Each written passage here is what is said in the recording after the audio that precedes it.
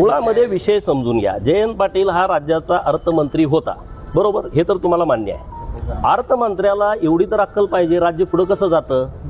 राज्यामध्ये पायाभूत सुविधा असल्याशिवाय राज्य पुढं जात नाही. मग त्यासाठी काय पाहिजे, त्यासाठी विमानतळ पाहिजे, त्यासाठी काय पाहिजे, बस डेपो चांगले पाहिजेत. बस डेपो चांगले असतील तर त्यासाठी काय पाहिजेत, रस्ते चांगले पाहिजेत. तुम्हाला औद्योगिकरण करायचं आहे तर तुम्हाला हायवे चांगले पाहिजेत. शेतकऱ्यांना तुम्हाला जर पुढं आणायचं आहे त्याला पाण्याच्या योजना पाहिजेत. आता पाण्याची योजना करताना कॅनॉल कुणाला तर रानात गेला ना. आता मैशाळची योजना मैशाळपासून मंगळवेढापर्यंत गेली, मग कितीतरी लोकांच्या रानात गेली. ती लोक म्हणले आमच्या रानात जायचं नाही. योजना झाली असती का, नाही. आता मी माझ्या पडळकरवाडीतून सांगलीला आलो, माझ्या बापाचा रस्ता आहे. कुणाच तरी शेतकऱ्याचा रस्ताच अधिग्रहण केला आहे, त्यातून रस्ता काढला आहे. जयंत पाटील जे शक्तीपीठ रोडला विरोध करतायत ते त्यांचा विरोध कशासाठी आहे मला कुणीतरी विचारावं. पार्टीत कुणी घेतंय का, माझा उपद्रव्य मूल्य काय हे शेतकऱ्यांना माहीत नाही. मग गावात 10 शेतकऱ्यांच्या शेतांना रस्ता जाणार आहे आणि मेळाव्याला लोक 1000 ही कुठली आली. 990 लोक हे राजकीय बाधित आहेत शेतकरी. मूळ रस्ता बाधित शेतकरी किती आहेत. कारण जेव्हा हा जुना रस्ता होता पवनार वर्धा टू सिंधुदुर्ग पत्रादेवी, हा रस्ता आपल्या इथून जात होता कोल्हापूर जिल्ह्यातून. मी कोल्हापूर जिल्ह्यातल्या सगळ्या शेतकऱ्यांना भेटलो आहे, त्यांनी सगळं लेखी दिलं आहे. अरे आम्ही शेतकरी हे रस्ता बाधित शेतकरी आहोत, आम्हाला रस्ता पाहिजे. आणि जेव्हा ही अलाइनमेंट बदलली, म्हणजे जयंत पाटलांना माझा साधा प्रश्न आहे, ही अलाइनमेंट बदलली तेव्हा पत्र कुणाचे आले, पत्र आलंय सुभाष देशमुख दक्षिण सोलापूर. पत्र कुणाचं आलंय, राजू खरे साहेब मोहोळ, ते त्यांच्या पार्टीचे आमदार आहे. पत्र कुणाचं आलंय, समाधानदादा अवताडे मंगळवेढा पंढरपूर. पत्र कुणाचं आलंय, बाबासाहेब देशमुख साहेब सांगोला. पत्र कुणाचं आलंय, शाजीबापू पाटील माजी आमदार सांगोला. पत्र कुणाचं आलंय, सुहास बाबर खानापूर आटपाडी. पत्र कुणाचं आलंय, रोहित पाटील तासगाव कवटेमंकाळ. पत्र कुणी दिलंय, सुरेश भाऊ खाडे. पत्र कुणी दिलंय, सुधीरदादा गाडगीळ. पुढं पत्र कुणी दिलंय, राजेंद्र एड्रावकर. त्याच्या पुढे गेल्यानंतर पत्र कुणी दिलं, अशोक माने हातकणंगले. त्याच्या पुढे गेल्यानंतर कुणी दिलं, अमल महाडिक, राजेश क्षीरसागर, शिवाजीराव पाटील, धनंजय महाडिक. राहिला कोण, ज्या लोकांना लाख लाख मतं देऊन निवडून दिलंय ती लोक म्हणतायत की शक्तीपीठ महामार्ग झाला पाहिजे. एकट्या जयंत पाटलाला प्रॉब्लेम काय.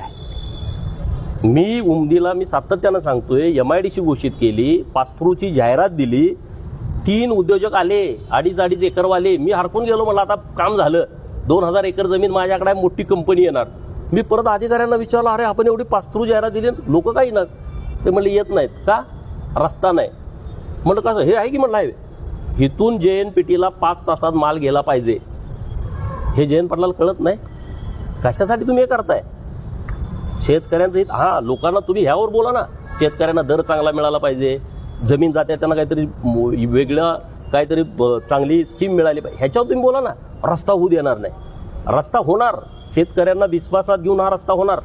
शेतकऱ्याचं हित जोपासून हा रस्ता करणार, कारण देवाभाऊ संवेदनशील आहेत, ते कोणावरती अन्याय करणार नाहीत. अरे मुंबई टू नागपूर रस्ता झाला, कोकण मुंबई टू गोवा होतोय, आणि हा जर त्रिकोण तयार झाला महाराष्ट्राचा, हा विकासाचा त्रिकोण होणार आहे. ह्याच्यामध्ये राजकीय कुणी बाधा आणू नये. ज्या शेतकऱ्यांचं ह्यामध्ये नुकसान होणार आहे आम्हालाही माहीत आहे. धरणं लोकांची बांधली, गावाच्या गावं उठली, ती लोक काय बोलली, अरे आज पण त्यांना अजून जमीन मिळाली नाही, आज त्यांना, पण एवढी लोक सुखी झाली. तुम्ही कोयना डॅममध्ये किती गावं गेली, चांदोली धरणामध्ये किती गावं गेली, राज्यातली जेवढी धरणं झाली 50-50, 30-30, 40-40 गावं उठलेत. हे लोकांच्यासाठीच झालं ना. त्या लोकांनी काय बोलले. आता हा शक्तीपीठ महामार्ग करताना जयंत पाटलांनी थोडा जरा विचार करून ही सगळी भूमिका घेणं आवश्यक आहे. तुम्ही म्हणे 8 वर्ष 8 वेळा का 9 वेळा काय इथे अर्थसंकल्प मांडला, फॉरेन रिटर्न आहे, हे शिकला का तुम्ही. रस्ता होऊ द्यायचा नाही. अरे तुम्हाला साधा ईश्वरपूर टू सांगली रस्ता करता आला नाही, तुम्ही कशाला गप्पा मारताय. लोकांच्या कामरा घायला आल्या, मणक्याचे ऑपरेशन किती लोकांचे झाले. आज त्या रस्त्यावरून तुम्ही 40 मिनिटात येत आहे, 40 मिनिटात येत आहे. अरे रस्ते पाहिजेत ना आपल्या सर्वांसाठी. आणि त्यामुळं तिथल्या शेतकऱ्यांना मला विनंती करायची आहे, हे सगळं राजकीय आहे, त्यांना कुणाला जर बोलावणं यावं म्हणून हे जयंत पाटलांचा स्टंट सुरू आहे. त्यांनी ज्या दिवशी बोलावणं येईल, जरा काहीतरी मटेरियल मिळेल, त्या दिवशी ते सोडून देतील लोकांना. हे लोकांना माहीत नाही. हे त्यांच्यासाठीचं आंदोलन सुरू आहे, हे शेतकऱ्यांच्यासाठी नाही आहे. शेतकऱ्यांनी त्याची साथ सोडावी आणि शेतकऱ्यांनी सरकारबरोबर यावं, बोलणं करावं. मी परवा राजू शेट्टी साहेब चर्चेमध्ये होते, त्यांना विनंती केली. राजू शेट्टी साहेबांना आम्ही बघितलंय ना लढताना, तुम्ही बघितलंय, सगळ्यांनी संघर्ष करताना बघितलंय, शेतकऱ्यांना न्याय देताना बघितलंय.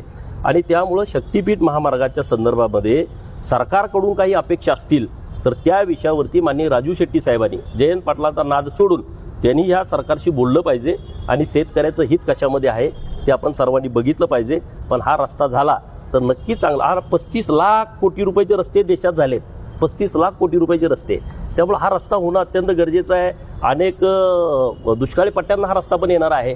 कुठून येतोय? वर्धा, यवतमाळ, हिंगोली, नंतर नांदेड, बीड, परभणी, लातूर, धाराशिव, सोलापूर, आता परत इकडं सातारचा काय आता नव्यात भाग येतोय, सांगली येतोय, इकडं कोल्हापूर येतोय, सिंधुदुर्ग, एवढ्या जिल्ह्यातून रस्ता येणार आहे.